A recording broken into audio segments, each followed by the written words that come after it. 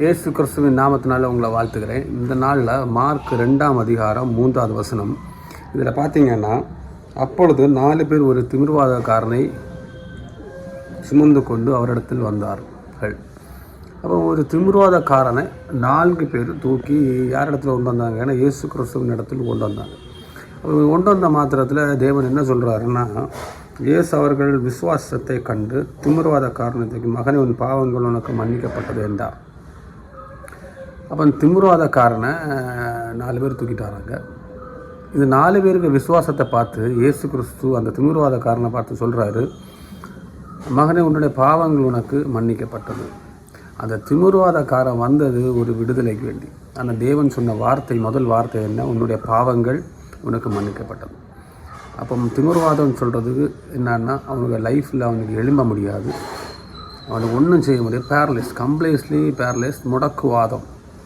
அப்படின்னா அவனுக்கு லைஃப்பில் ஒரு நன்மையான காரியங்களும் அவனுக்கு சரீரத்துலேயும் சரி தான், அவனுக்கு வாழ்க்கையிலையும் சரி தான், சந்தோஷமான நாட்களே இல்லை. படுக்கையோடு எடுத்துகிட்டு வரணுன்னா அவன் என்ன சூழ்நிலையில் படுத்துருக்கிறான்னு பார்க்கணும். எத்தனை வருஷமாக இருக்கிறான்னு நமக்கு தெரியல. பட் அப்போ அந்த 4 பேர் அவனுக்கு கைத்தாங்க தூக்கிட்டு வந்தால் தான் அவனுக்கு என்ன பண்ண முடியும்? ஒரு மாற்றம் கிடைக்கணும் உள்ள எண்ணத்தில் யார்கிட்ட கொண்டு வந்தாங்க?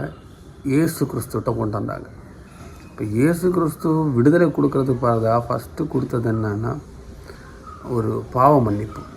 அப்போ நம்ம வாழ்க்கையில் அநேக நாட்களில் நம்ம வாழ்க்கையில் ஒரு எத்தும் பிடியும் இல்லாமல், ஏன் எனக்கு லைஃப் இப்படி இருக்குது, நான் லைஃப் மொத்தம் சந்தோஷத்தை இழந்திருக்கிறேன், சமாதானத்தை இழந்திருக்கிறேன், இல்லைன்னா ஒரு காரியத்தை மிஸ் பண்ணிகிட்டு இருக்கிறேன், எனக்கு வாழ்க்கையை வெறுத்து, இந்த மாதிரி ஒரு அனுபவத்தில் நம்ம இருக்கிற நேரம் நம்ம இயேசு கிறிஸ்துக்கிட்ட போனால் நமக்கு முதல்ல என்ன கிடைக்கும்னா அந்த பாவ மன்னிப்பு கிடைக்கும். ஒரு பாவத்தில் ஒருத்தன் இருந்தான்னா அவனுக்கு வாழ்க்கையில் ஒரு மாற்றமே பார்க்க முடியாது. அவனுக்கு வாழ்க்கையில் ஒரு காசு இருக்கலாம், சொத்து இருக்கலாம், சொந்தக்காரங்க இருக்கலாம், ஆனால் அவனுக்கு வாழ்க்கை ஒரு சந்தோஷமான வாழ்க்கையாக இருக்க வச்சு ஒரு நாளும் அவனுக்கு என்னன்னா ஒரு மாற்றங்களை தெரியப்படுத்த முடியாது. லைஃப் எப்போவுமே யாராவது ஒரு ஆள் சப்போர்ட் பண்ணிகிட்டே தான் இருக்கணும். இப்போ இந்த நாட்கள்லேயும் இந்த 4 பேர் என்ன பண்ணான்னா தூக்கிட்டு வந்தாங்க. இப்படி ஒரு வாழ்க்கையில் இருக்கிறவங்க நம்மளை சுற்றி நிறைய பேர் இருக்கிறாங்க. இப்படிப்பட்ட வாழ்க்கையில் லாக்காக இருக்கிறவங்க.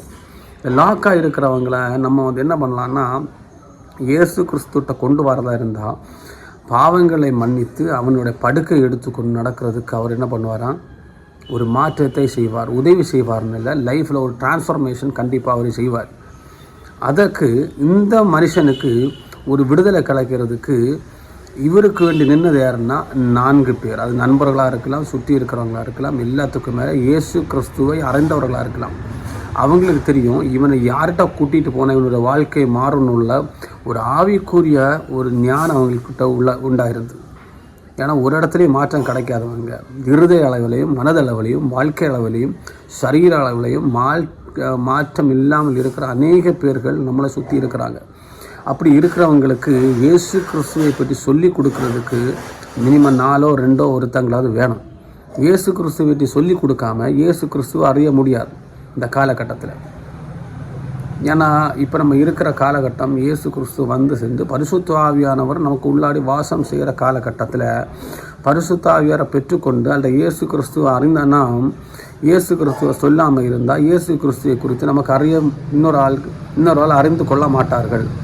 இப்போ இதுக்கு இவங்க என்ன சாக்ரிஃபைஸ் பண்ணாங்கன்னா, முதல்ல நேரத்தை சாக்ரிஃபைஸ் பண்ணாங்க. இந்த 4 பேர் அவங்களுக்குள்ள நேரத்தை இந்த ஒரு திமிர்வாதக்காரனுக்கு வேண்டி செலவழித்தாங்க. இந்த நேரத்தை கொடுத்த பொழுது அவனுடைய வாழ்க்கை மாறினது. ஒரு திமிர்வாதக்காரனுக்கு வாழ்க்கை மாறுறதுக்கு முதல் காரணம், நாம் சில நேரங்கள் அவங்களுக்கு வேண்டி ஒதுக்கணும். இயேசு கிறிஸ்துவிட்ட கொண்டு போகிறதுக்கு சில காரியங்கள் அவருக்கு இயேசு கிறிஸ்துவை பற்றி சொல்லி, அல்ல இயேசு கிறிஸ்து யாருன்னு சொல்லி அவனுக்கு மனதை சமாதானப்படுத்தி அவன் சொல்கிறான் ஓகே வரலாம் அப்படின்னு சொல்லி தான் அவங்க என்ன பண்ணுறாங்க, கூட்டி கொண்டு போகிறார்கள். ஒருவேளை அவனுக்கு ஃபேமிலி இருந்தால் அந்த ஃபேமிலியும் கன்வின்ஸ் பண்ணி அவனை தூக்கிட்டு வந்திருக்கிறாங்க. ஃபஸ்ட்டு டைம் ஒதுக்குறாங்க. அவங்களுக்கு தேவையான ஒரு டைமை, அல்லது அவங்களுக்கு பர்சனலி யூஸ் பண்ண வேண்டிய ஒரு டைமை இவங்களுக்கு வேண்டி மாற்றி கொண்டு போகிறாங்க. 2வது அவங்களுக்குள்ள சரீர பலம், இன்னும் சொல்ல முடியாது பலம். 4 பேரை தூக்கிட்டு வரணுன்னா அவங்களுக்கு கொஞ்சம் சரீர திடகாத்திரமாக இருக்கிற ஒரு பலம். என்ன சொல்ல முடியும்னா அவங்களுக்கு உள்ள பலத்தில் மேக்ஸிமம் ஒரு ஆளால் தூக்க முடியலையா, ஒன்று அடுத்த ஆளை சப்போர்ட் கூப்பிட்றாங்க, 2 பேரில் தூக்க முடியலையா 3 பேரை சப்போர்ட் கூப்பிட்றாங்க, 3 பேரில் தூக்க முடியும் 4 பேர். நான் என்ன சொல்கிறேன்னா, ஒரு ஆத்துமா இயேசு கிறிஸ்துவ கிட்ட கொண்டு போகிறதுக்கு பை எனி மீன்ஸ் நம்ம ஒரு ஆளால் முடியலையா இன்னொரு ஆளை சப்போர்ட் கூப்பிடுங்க. இயேசு கிறிஸ்துவ பற்றி சொல்கிறதுக்கு இன்னொரு ஆளை சப்போர்ட் கூப்பிடுங்க. இன்னும் சொல்ல போனால் ஆவிக்குரிய பலன் பெற்றவர்கள் அநேக பேர் இருக்கிறாங்க. இப்போ நமக்கு பாட்டு பாட தான் முடியும்னா நமக்கு அவங்கள்ட்ட சுவிசேஷம் சொல்ல முடியல, பைபிள் ஞானம் அறிஞ்சவர்களை கூட்டிட்டு வாருங்க, பாஸ்டர்ஸை கூட்டிகிட்டு வாருங்க, சாட்சி அறிந்தவர்கள் கூட்டிட்டு வாங்க. இயேசு கிறிஸ்துவை பற்றி அறிந்தவர்கள் 2-3 பேரை கூட்டிகிட்டு போய் எப்படியாவது அந்த ஆத்மா இயேசு கிறிஸ்துக்குள்ளே கொண்டு போகிறதுக்கு பிரயாசப்படணும். இப்போ இந்த 4 பேர் முதல் டைம் ஒதுக்குனாங்க. 2வது அவங்களுக்குள்ள பலத்தினால சப்போர்ட்னால அவங்க இது பண்ணாங்க. 3வது என்னன்னா அவங்களுக்கு லாபமாக கிடைக்க வேண்டிய சில காரியத்தை விட்டாங்க. அவங்க வேலை பார்க்குறவங்களா இருந்துச்சுன்னா அவங்களுக்கு அந்த வேலைக்கு போகாமல் அந்த வேலையை விட்டுட்டு அந்த தினசரி கூலியை விட்டுட்டு இந்த ஆத்துமாக்கு வேண்டி அவங்க இறங்கி வந்து ஒரு ஆத்துமா பாரத்தோட அந்த வியாதியாக இருந்தவனை தூக்கிட்டு போய் இயேசு கிறிஸ்துக்கிட்ட கொண்டு போகிறதுக்கு இவங்க ரிஸ்க் எடுத்தாங்க. இனி நிறைய காரியங்கள் இவங்களை பற்றி இன்னும் நான் இந்த கொடுக்கப்பட்ட நேரத்தில் நான் இந்த அவ்வளோ தூரம் சொல்லணும்னா டேக் லாங் டைம். அதனால் இந்த 3 காரியத்தில் அவங்க உறுதியாக இருந்தாங்க. இன்னும் அடுத்த காரியம் பார்த்திங்கன்னா அந்த மேல்கூரையை உடைக்கிறதுக்குள்ள அந்த வீட்டுக்காரங்கள்ட்ட பேசினாங்க. அந்த மேல்கூரையை உடைக்க ஆளை கூப்பிட்டாங்க. இன்னும் ரோப்பு போட்டு இறக்குனாங்க. எல்லா அந்த கூட்டத்துலேயும் அவங்க மத்தியில் ஹெல்ப் கேட்டாங்க. இதெல்லாம் நிறைய இருக்குது. ஆனால் பேசிக்காக அவங்க செய்த ஒரு 3 காரியம் என்னென்னா அவங்க டைமை மாற்றி வச்சாங்க, அவங்களுக்குள்ள பலத்தை யூஸ் பண்ணாங்க. 3வது என்னன்னா அவங்களுக்குள்ள லாபமான காரியத்தை மாற்றி வைத்துட்டு இந்த ஆத்துமைக்கு வேண்டி இறங்கி வந்தாங்க. இப்படி இறங்கி வந்து இயேசு கிறிஸ்துக்கிட்ட இவங்களை ஒன்று சேர்த்தப்போ இயேசு கிறிஸ்து என்ன சொன்னார்னா, இந்த 4 பேரின் விசுவாசத்தை பார்த்து மகனே உன்னுடைய பாவம் மன்னிக்கப்பட்டது. தொடர்ந்துள்ள பகுதியில் வாசித்தீங்கன்னா என்ன சொல்லுவார்னா, நீ உன் படுக்கை எடுத்துக்கொண்டு நட. ஒரு ஆளுக்கு படுக்கை மாறுறதுக்கு பாவ மன்னிப்பு கண்டிப்பாக தேவை. அந்த பாவ மன்னிப்பை பெற்றுக்கொள்வதற்கு இயேசு கிறிஸ்துவ அறிய வேண்டிய தேவை இருக்குது.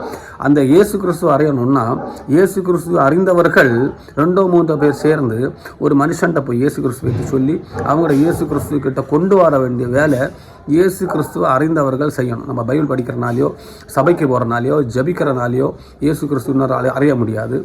படித்த காரியமும் ஜெபித்த காரியங்களும் அதுகிட்ட சபைக்கு போகிறோம்ல, இதுக்கெல்லாம் அர்த்தம் எப்படி வெளிப்படும்னா நீங்கள் போகிறதுக்குள்ள ஒரு அர்த்தம், இயேசு கிறிஸ்து அறிந்ததுக்கு ஒரு அர்த்தம், பைபிள் படிக்கிறதுக்கு ஒரு அர்த்தம், அதுகிட்ட சபைக்கு போகிறதுக்குள்ள ஒரு அர்த்தம் எப்படி மனசில் ஆகும்னா நீங்கள் எப்போ இயேசு கிறிஸ்துவை பற்றி அவங்கள்ட்ட சொல்கிறீங்களோ அன்னைக்கு தான் அது புரியும். சொல்லாதது வரை அவங்க இயேசு கிறிஸ்து அறிய போகிறதும் கிடையாது. நம்மள ஒரு நல்ல கிறிஸ்தவர்களாக இருக்க மாட்டோம். ஆமென்.